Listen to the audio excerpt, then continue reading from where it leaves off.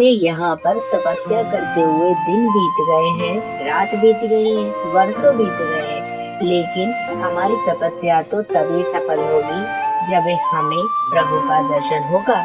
अरे हाँ, ठीक कहते हो, लेकिन हमें एक स्थान पर बैठकर नहीं रहना चाहिए, यही तो साधु धर्म है। अरे एकदम ठीक कहते हो, लेकिन मेरे समझ नहीं आता है कि हम लोग यहाँ से दूर कहाँ जाएंगे। अरे हम लोग हिमालय की कंदराओं में जाएंगे, और हिमालय की कंदराओं में जिसने भी तपस्या की है उसने परम पद को प्राप्ति कर ली है। भाई सही कहते हो, लेकिन हिमालय पर्वत तो यहाँ से बहुत दूर है, और हिमालय पर्वत जाना हमारे लिए असाध्य हो सकता है। अरे कुछ असाध्य नहीं हो सकता है, हमने जितने वर्षों तक तपस्या की है, क्या हमें उसका कोई ज्ञान नहीं है? क्या उसकी कोई हमें शक्ति प्राप्त नहीं है? इसलिए हम हिमालय की कंदराओं में जाकर परम पद को प्राप्त करेंगे। भाई आप कह रहे हैं तो ठीक है, लेकिन संशय मेरे मन में यह चल रहा है कि इतने वर्षों तक हमने इस स्थान पर तपस्या की है, क्या इस स्थान को कोई फल नहीं मिलना चाहिए? क्योंकि तपस्या करने वाला और तपस्या स्थली बहुत ही ज्यादा मायने रखती है, इसलिए इस स्थान को कुछ हम लोग आशीर्वाद देकर जाएं। तो ऐसा करते हैं, इस वृक्ष को ही हम वरदान दे देते हैं कि इस वृक्ष के जो भी फल खाएगा वह माला माल हो जाएगा, और इन 2 फल को खाएगा वह तो उच्च पद को प्राप्त कर लेगा, वह भविष्य में राज्य पद को प्राप्त कर लेगा। यह बात ठीक कहते हो भाई। चलो अब हम चलते हैं हिमालय की कंदराओं में। ऐसा कहते हुए दोनों साधु अपने स्थान से उठकर हिमालय की कंदराओं की ओर जाते हैं। जब उस स्थान को वह ऐसा वरदान देते हैं जिससे वह स्थान बहुत ही ज्यादा पवित्र और शक्तिशाली हो जाता है। उसी जगह नजदीक ही एक गांव था जिसमें सेठ अपनी दूसरी पत्नी के संग रहा करता था। सेठ की पहली पत्नी के 2 बालक थे, जिसे सौतेली माँ के इस प्रकार व्यवहार करने पर वह प्रतिदिन उन बालकों को बहुत ही ज्यादा प्रताड़ित करती थी। सुन रहे हो, कल इन बालकों को बाहर फेंक कर आना।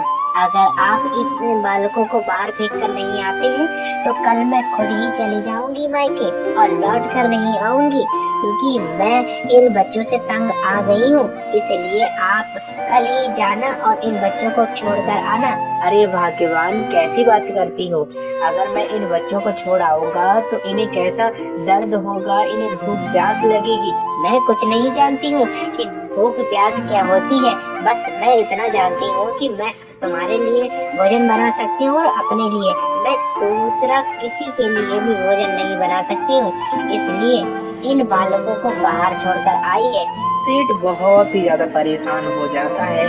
परेशान होने के पश्चात अपने बालकों से कहता है, बेटो मैं तुमसे एक बात कहने के लिए आया हूँ।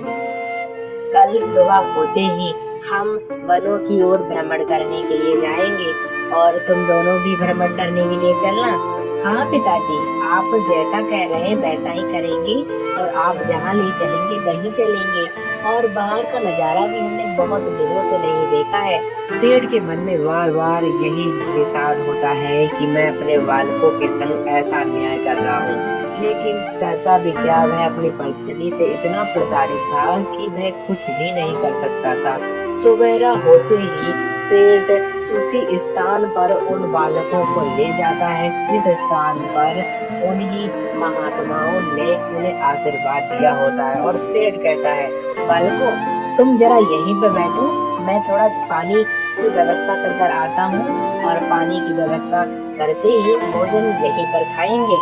यह सुनकर दोनों बालक वहीं बैठ जाते हैं। इसके पश्चात सेठ तो अपने घर चला जाता है, और बालकों को बहुत तेज से भूख लग रही होती है।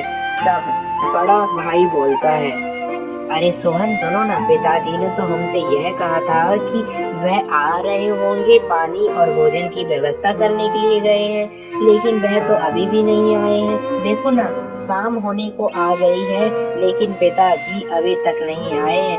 कहीं ऐसा तो नहीं पिताजी और माताजी ने छल कर हमें इस घनघोर वन में छोड़ दिया हो, और घनघोर वन में छोड़ने के पश्चात अब हम दोनों का क्या भाग्य होगा, यह तो हम लोगों को पता ही नहीं है। अरे कैसी बात करते हो, प्रभु की कृपा से सब कुशल मंगल होगा। भाई ऐसी बातें नहीं करते हैं, क्योंकि पिताजी ने हमें छोड़ दिया है, लेकिन यह धरती तो प्रभु की है, इसलिए प्रभु पर ही छोड़ दो।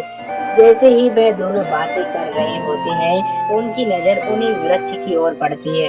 अरे भाई भूख भी लग रही है, प्यास भी लग रही है, क्यों ना ऐसा करते हैं, इसी वृक्ष के फल खा लेते हैं, जिससे हमारी कुछ प्यास भी शांत हो जाएगी और भूख भी थोड़ी शांत हो जाएगी। हाँ सही विचार है, चलो खा लेते हैं।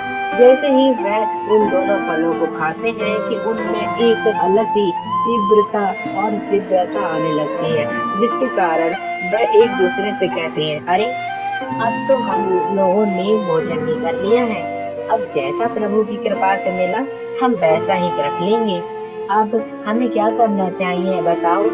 यह कहते हुए मोनू बोलता है, अरे भाई कुछ नहीं करेंगे, इस वन से बाहर निकलने का रास्ता ढूंढेंगे, क्योंकि बाहर निकलने पर ही हमारी भलाई है। कहीं जंगली जानवर आ गए और हमारा कुछ कर गए तो हमारे लिए तो न पिता बचाने आएंगे न माता, इसलिए यहाँ से चलो। यह कहते हुए वे वन से बाहर निकलने के लिए आते हैं। कुछ देर के पश्चात वे एक राज्य में पहुँचते हैं।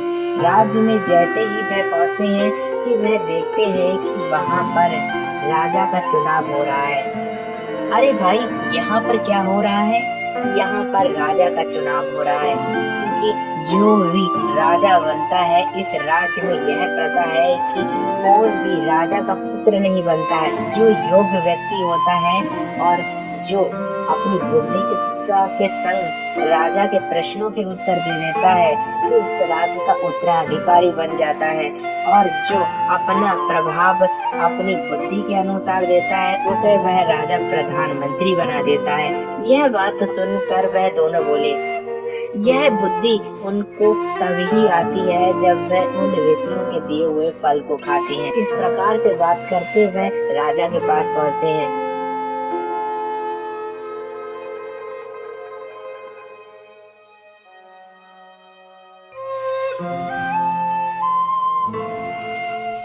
राजन, आपने जो घोषणा बाहर की है कि कोई भी आपके उत्तर दे देगा तो क्या आप उसे अपना उत्तराधिकारी बना देंगे? हाँ एकदम तुमने ठीक सुना है, क्योंकि मैंने इस राज्य में यह प्रथा रखी है, क्योंकि मेरा कोई उत्तराधिकारी नहीं है, क्योंकि मेरा कोई पुत्र नहीं है, इसलिए इस राज्य का संचालन करने के लिए कोई तो होना चाहिए।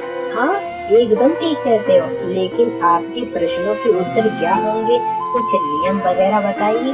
मेरे नियम बस इतने हैं कि जो प्रश्नों के उत्तर मैं पूछता जाऊंगा और जिस बुद्धि के संग तुम दोनों में से बता दोगे, उसी को मैं होने वाला राजा और होने वाला प्रधानमंत्री बना दूंगा। तो तुम लोग तैयार हो जाओ, और तैयार होने के पश्चात मैं तुमसे वो प्रश्न पूछूंगा। हाँ बताइए, कौन से प्रश्न आप पूछना चाहेंगे? ऐसा करता हूँ, मैं तुम लोगों से ही पूछ लेता हूँ कि तुम यह बताओ कि मैं तुमसे लौकिक प्रश्न पूछूं या पारलौकिक प्रश्न पूछूं? अरे आप ऐसी बातें क्यों कह रहे हैं? लौकिक पारलौकिक कुछ समझ नहीं आया। लौकिक का अर्थ यह है कि जो हमारे वेदों और पुराणों में बताया गया है उसका मैं प्रश्नों की उत्तरी करूंगा, यानी जो वेदों में कहा गया है उसकी प्रश्नोत्तरी करूंगा, और वेदों की ऋचाओं से जितने भी तुम लोग प्रश्नों के उत्तर दे दोगे तो वह तो हमारे इस राज्य का प्रधानमंत्री बनेगा। लेकिन लौकिक और पारलौकिक दोनों के उत्तर दे दोगे तो तुम इस राज्य के राजा बन जाओगे। तो बताइए क्या प्रश्न है आपके? तो मेरा लौकिक प्रश्न यह है कि जिस समाज में हम रहते हैं उस समाज में राजा का क्या कर्तव्य होना चाहिए और क्या कर्तव्य होना चाहिए? एक राजा का कर्तव्य बस इतना नहीं होता है कि वह अपने राज्य में केवल कर वसूले। राजा का कर्तव्य यह होता है कि उसकी संतान और प्रजा दोनों एक बराबर होती है। और पिता पिता जिस प्रकार पुत्र से प्रेम करता है, उसी प्रकार से राजा भी अपनी प्रजा से वैसा ही प्रेम करे जैसे वह अपने पुत्र से करता है। एकदम सही उत्तर दिया है तुमने। तुम्हारा नाम क्या है? मेरा नाम सुमन है। और इसका? ये हमारा छोटा भाई है, इसका नाम मोनू है। अच्छा, तो मोनू तुम यह बताओ कि ऐसी कौन सी विद्या है जिसको पा लेने के पश्चात व्यक्ति सुखमय हो जाता है और सुखमय होने के पश्चात वह कभी भी उस विद्या को प्राप्त नहीं करना चाहता है? इसका सही जवाब मेरी समझ में तो अभिमान है, क्योंकि अभिमान व्यक्ति को खा जाता है, चाहे वह राजा हो या कोई भी हो। लेकिन यह दायित्व तो उसी का होता है कि उसे क्या चयनित करना है। एकदम सही उत्तर देते हो। बात तो तुमने ठीक कही है, क्योंकि अभिमान के वश राज्य नहीं चल सकता है। अभिमान के वश न ही युद्ध हो सकता है कि मैं कहूँ कि मैं इस युद्ध को जीत जाऊंगा। लेकिन मेरी समझ में यह नहीं आता है, अगर अभिमान व्यक्ति को खा जाता है तो यह बताओ ऐश्वर्य में व्यक्ति को क्या मिल जाता है? ऐश्वर्य में व्यक्ति को वह मिल जाता है जो उसे कभी नहीं मिला होता है, क्योंकि ऐश्वर्य प्राप्त कर कर व्यक्ति अभिमान न करे तो वह ऐसे राज संचालन कर सकता है जिसकी किसी ने कल्पना नहीं की हो। कैसी कल्पना, बताओ। मेरे कहने का अर्थ यह है कि कल्पना का अर्थ यह नहीं है कि वह राज्य का सुख भोगी रात भर सोमरस का पान करे, सोमरस का पान करके सुबह होते ही मदिरा का पान करे। एक राजा का कर्तव्य बस इतना नहीं है कि वह एक कर वसूली कर ले, ऐश्वर्य से रहे लेकिन शांति पूर्वक अपना राज्य चलाए। एकदम सही उत्तर देते हो।